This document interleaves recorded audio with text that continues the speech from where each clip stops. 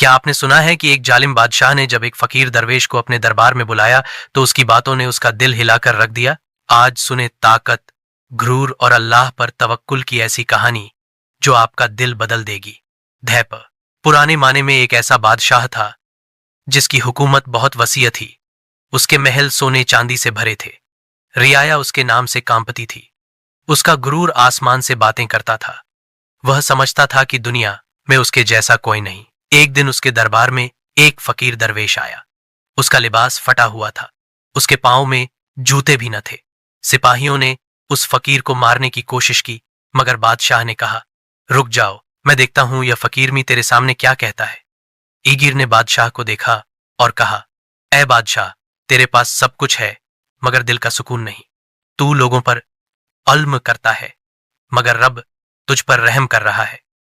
तू समझता है तू सब कुछ है मगर हईतम मैं तो कुछ भी नहीं हूं।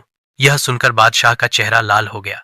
वह गुस्से से चिल्लाया, खबरदार, मुझे नसीहत करने की जुर्रत कैसे हुई। फकीर मुस्कुराया और बोला, मैंने सच कहा, चाहे तो कत्ल करवा दे, मगर जान ले कि अल्लाह तेरे दरबार में तेरा घमंड तेरे किसी काम नहीं आएगा। वहां सब बराबर होंगे। बादशाह ने तलवार का इशारा किया।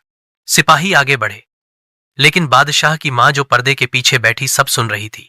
रोती हुई बाहर निकल आई। उसने बादशाह से कहा, बेटे, इस फकीर की बात सुन। मैंने तुझे बचपन में अल्लाह से मांगा था। अब अल्लाह के बंदे को कत्ल करके उसकी नेमत का इनकार न कर। बादशाह कांप गया। उसकी आंखों में आंसू आ गए। उसने तलवार नीचे फेंक दी। फकीर के कदमों में गिरा और कहा, मुझे माफ कर दे, मुझे अल्लाह की तरफ लौटा दे। मुझे बता अल्लाह को कैसे राजी करूं। फकीर ने उसके सर पर हाथ रखा।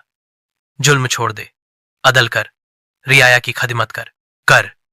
अल्लाह से मांग और मखलूक से न मांग। आखिरत को याद कर, फिर देख तेरा दिल कैसे मुतमिन होता है। तो बादशाह ने इस दिन से अपनी सल्तनत में अदल फैलाया। खजाने गरीबों में तकसीम किए। जुल्म रोक दिया। वो बादशाह जिससे सब डरते थे, अब सब उससे मोहब्बत करने लगे। उसका नाम इतिहास में उसके इंसाफ और अल्लाह की याद की वजह से जिंदा हो गया था। दोस्तों, इस कहानी से हमें यह सबक मिलता है कि गुरूर, ताकत और दौलत कुछ भी नहीं अगर दिल अल्लाह की यह अद से खाली हो। जुल्म करने वाला कितना भी ताकतवर हो, अल्लाह की पकड़ से बच नहीं सकता। अल्लाह हमें अपने नफ्स के गुरूर से बचाए, अदल व इंसाफ करने वाला बनाए और अपनी मखलूक की खिदमत की तौफीक कर दे। या अल्लाह, हमारे दिलों मुझे मार्गदर्शन दे, हमें क्षमा करें, हमें अपने करीब करें। आमीन।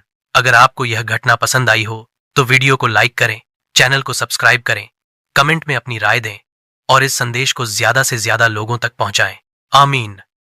जज़ाकल्लाह खैर।